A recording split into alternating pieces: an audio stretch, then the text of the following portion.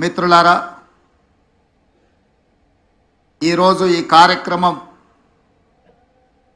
మాకందరికీ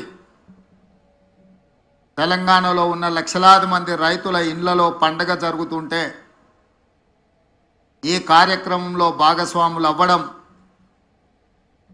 మా జన్మ ధన్యమైంది అని చెప్పి మా సహచరులందరం మేమందరం భావిస్తున్నాం. ఈరోజు ఈ కార్యక్రమంలో పార్టీలకు అతీతంగా రైతుల యొక్క సంక్షేమాన్ని ఆకాంక్షించే శాసనసభ్యులు సిపిఐ నుంచి, భారతీయ జనతా పార్టీ నుంచి కూడా శాసనసభ్యులు ఇందులో పాల్గొని ఈ కార్యక్రమం పార్టీలకు అతీతంగా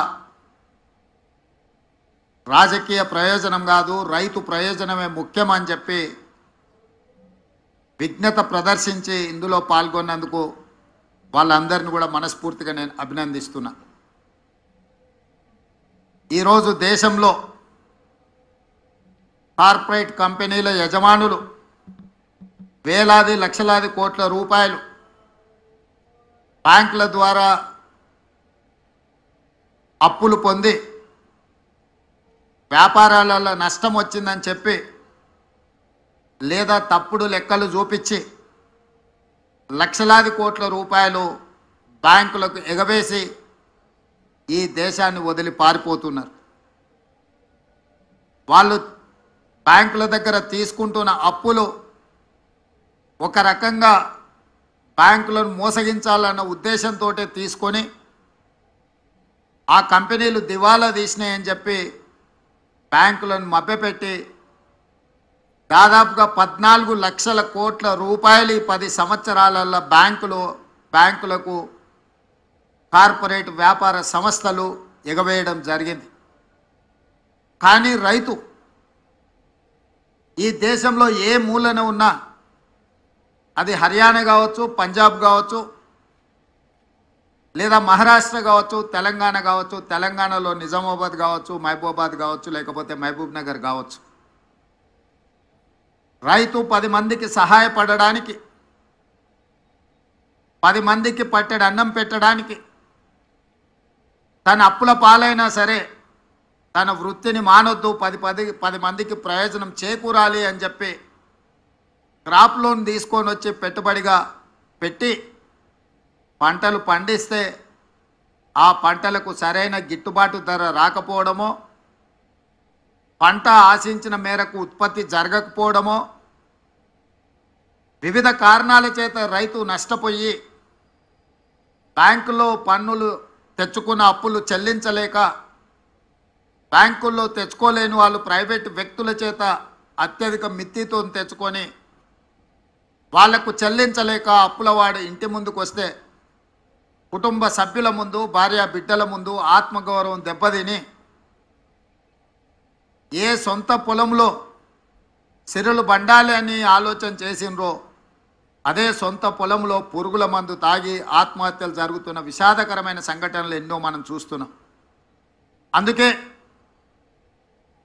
మే 6, 2022 నాడు వరంగల్ ఆర్ట్స్ కాలేజ్ మైదానంలో మా నాయకుడు రాహుల్ గాంధీ గారి సమక్షంలో వరంగల్ రైతు డిక్లరేషన్ పేరు మీద ఏ రైతు కుటుంబంలో విషాదం ఉండకూడదు, వ్యవసాయం చేసే ప్రతి రైతు ఆనందంలో ఉండాలి, ఆర్థిక సంక్షోభంలో కూరుకుపోకూడదు, వాళ్ళను ఆదుకోవాలన్న లక్ష్యంతో 2 లక్షల రూపాయల రైతు రుణమాఫీ చేస్తామని ఆనాడు ఓరుగల్లు గడ్డ మీద నుంచే లక్షలాది తెలంగాణ రైతాంగానికి మాట ఇవ్వడం జరిగింది.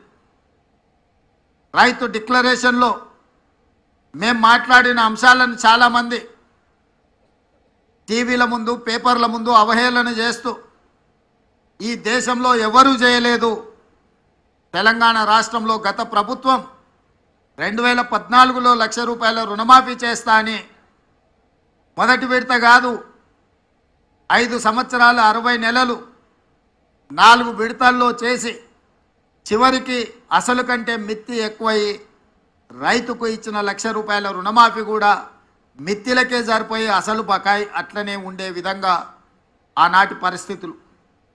ఆనాడు ధనిక రాష్ట్రం, రాష్ట్రానికి నిధుల కొరత లేకపోయినా ఆ రోజు రైతులకు న్యాయం జరగలేదు. మళ్ళీ రెండవసారి కూడా అదే వాగ్దానంతో ముందుకొచ్చి రుణమాఫీ చేస్తాం 1,00,000 రూపాయలు అని చెప్పి అంచనాలు 19,000 కోట్లకేసి చివరికి 12,000 కోట్ల రూపాయలే రెండవసారి కూడా 4 విడతలలో చెల్లించి 7,000 కోట్ల రూపాయలు మొండి బకాయిలుగా రైతుల నెత్తి మీద అట్లనే వదిలేసి గత ప్రభుత్వము బాధ్యత నుంచి తప్పించుకున్నది. ఏది ఏమైనా 2 విడతలుగా కలిసి 10 సంవత్సరాలు 120 నెలలు కలిపితే కూడా 25,000 కోట్ల రూపాయలు గత ప్రభుత్వం చెల్లించలేకపోయింది.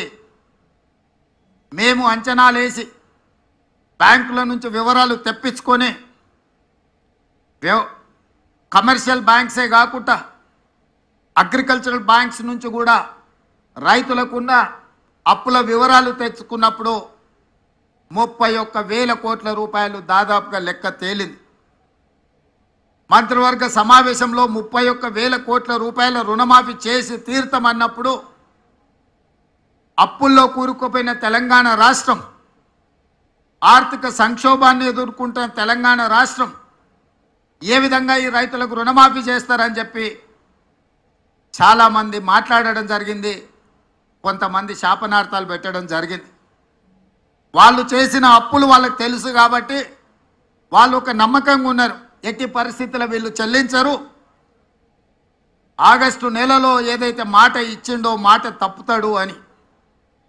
నేను మా ఆర్థిక మంత్రి గారు మా అధికారులతో కూలంకషంగా చర్చించి ఇటు వ్యవసాయ శాఖ అధికారులు అటు ఆర్థిక శాఖ అధికారులను అందరినీ కూర్చోబెట్టి ఎట్టి పరిస్థితుల్లో రుణమాఫీ జరిగి తీరవలసిందే, దీంట్లో ముందుకు వెళ్ళవలసిందే, ఈ సంక్షోభాన్ని ఈ సమస్యను పరిష్కరించాల్సిందే అని చెప్పి ఖచ్చితంగా కూర్చొని ప్రణాళికలు రచించి అన్ని రకాలుగా నిధుల సమీకరణ చేసి ఈనాడు రెండవ విడత 6,198 కోట్లు దాదాపుగా 6,40,000 మంది పైచిలకు రైతు కుటుంబాలకు ఈరోజు చెల్లిస్తున్నాము.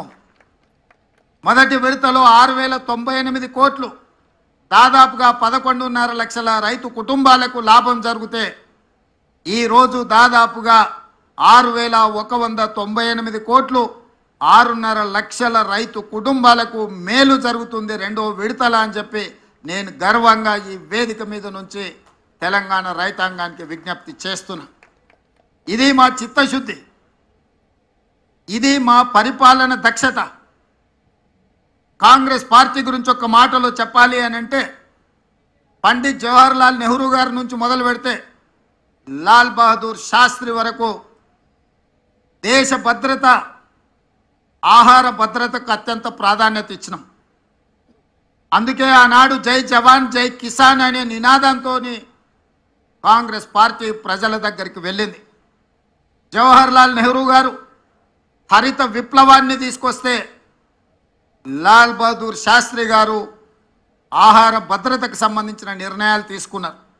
ఆనాడు బాక్రానంగల్ డ్యామ్ నుంచి మొదలు పెడితే ఈనాడు నల్గొండ జిల్లాలో ఉన్న నాగార్జున సాగర్ వరకు ఆనాడు పండిత్ జవహర్లాల్ నెహ్రూ గారు ప్రధానమంత్రిగా తొలినాళ్లలోనే వ్యవసాయ రైతుల యొక్క కష్టాలను గుర్తించి బీడులుగా మారి ఎడారులుగా ఉన్న ఈ దేశాన్ని పచ్చని పైరులతో తీర్చిదిద్దాలి అని చెప్పి సాగునీటి ప్రాజెక్టులను నిర్మించి రైతులను ఆదుకోవడం జరిగింది. వారి వారసులుగా శ్రీమతి ఇందిరాగాంధీ గారు పేదలకు అప్పు పుట్టాలి అని అంటే పెద్ద పెద్ద వ్యక్తుల దగ్గర అప్పులు తెచ్చి బానిసలుగా మారుతుంటే బ్యాంకుల పేరు మీద ప్రైవేటు వ్యక్తుల చేతుల్లో ఆర్థిక వ్యవస్థ మొత్తం బందీ అయి ఉంటే బ్యాంకులను జాతీయీకరణ చేసి పేద రైతాంగానికి తక్కువ వడ్డీలతో రుణాలు ఇచ్చే విధంగా శ్రీమతి ఇందిరాగాంధీ గారు బ్యాంకుల జాతీయీకరణ చేసింది.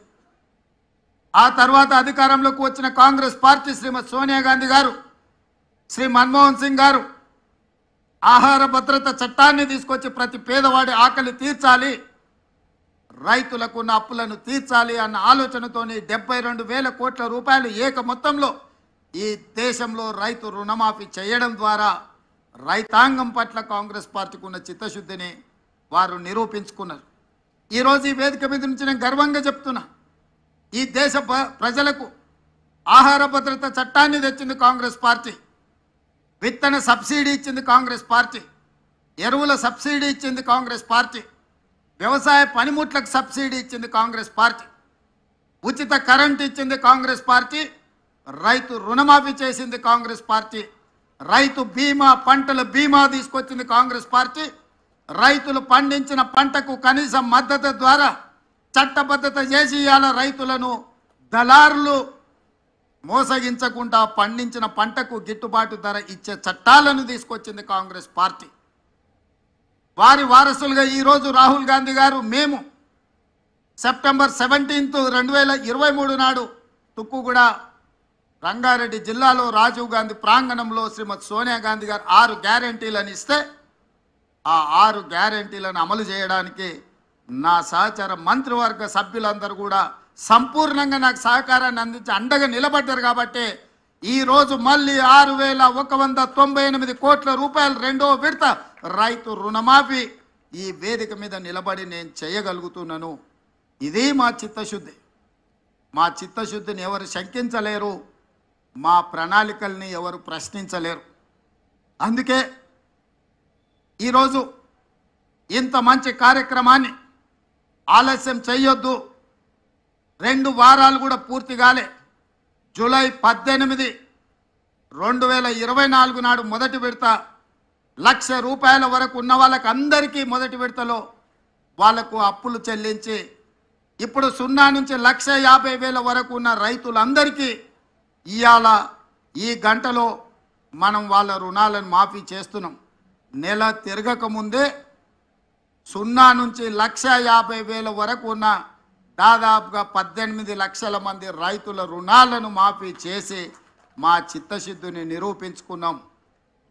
ఇక 0 నుంచి 2 లక్షల వరకు ఉన్న రైతు రుణమాఫీని ఆగస్టు నెలలో చేసి ఆగస్టు నెల రైతులకు దేశానికి ఎట్లయితే స్వతంత్రం వచ్చిందో, పరాయి పీడనలో విముక్తి కలిగిందో, బ్యాంకుల నుంచి అప్పు రుణ విముక్తులను చేసి స్వేచ్ఛ జీవులను రైతులను చెయ్యాలనేదే మా ఆలోచన. జూలై నెల, ఆగస్టు నెల చరిత్రలో లిఖించదగిన నెలలు. నేను ఒక్క మాట స్పష్టంగా చెప్పదలుచుకున్నా, 77 సంవత్సరాల స్వతంత్ర భారతదేశంలో ఏ రాష్ట్రం కూడా 31,000 కోట్ల రూపాయల రుణమాఫీ చెయ్యలేదు. ఈరోజు తెలంగాణ రాష్ట్రం మా ప్రభుత్వం చేసింది. ఇది దేశ చరిత్రలోనే రికార్డ్.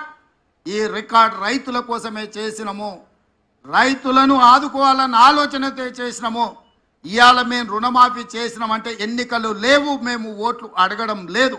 ఎన్నికలు ఉన్నప్పుడు ఓట్లు అడిగినప్పుడు రాజకీయ పార్టీలు ఇట్లాంటి నిర్ణయాలు చేస్తాయి తప్ప రాజకీయ ప్రయోజనం లేకుండా రైతు ప్రయోజనం కోసం ఎప్పుడు జరగలే.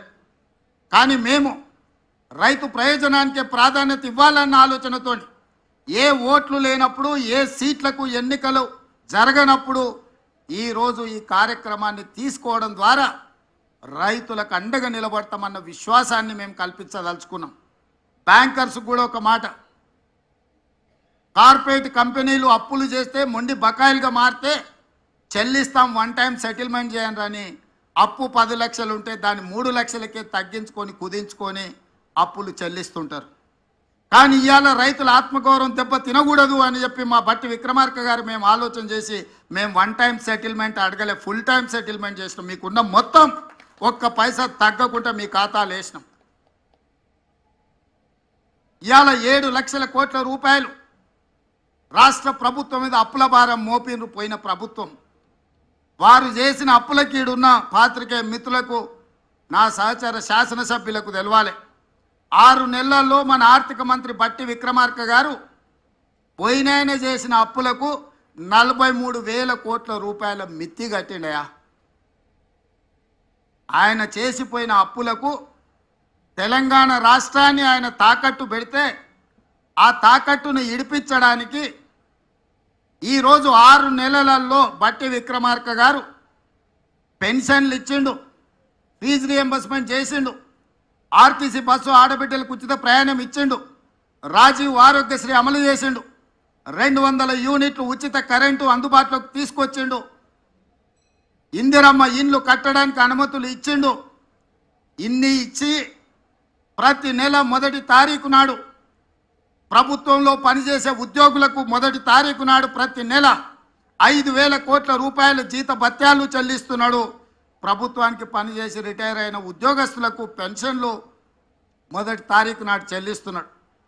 అంగన్వాడీ నుంచి ఆశా వర్కర్ల వరకు ఈ ప్రభుత్వం మీద విశ్వాసం కలిగేటట్టు ప్రతి నెల 1వ వారంలోనే వాళ్ళ జీత భత్యాలు చెల్లిస్తూ ఇన్ని కార్యక్రమాలను ఆగకుండా చూసుకుంటూ ప్రతి సమస్యను పరిష్కరించుకుంటూ ఒక్కొక్కటిగా అధిగమించుకుంటూ పోయినైనా చేసిన అప్పు 6 నెలల్లో 43,000 కోట్ల రూపాయలు చెల్లించి ఈనాడు రైతుల కోసం దాదాపుగా 12,500 కోట్ల రూపాయలు సరిగ్గా 12 రోజుల్లోనే చెల్లించి మా నిబద్ధతను నిరూపించండు. మా ఆర్థిక మంత్రి గారిని, వారికి సహకరిస్తున్న వారి సిబ్బందిని మనస్ఫూర్తిగా నేను అభినందిస్తున్నా.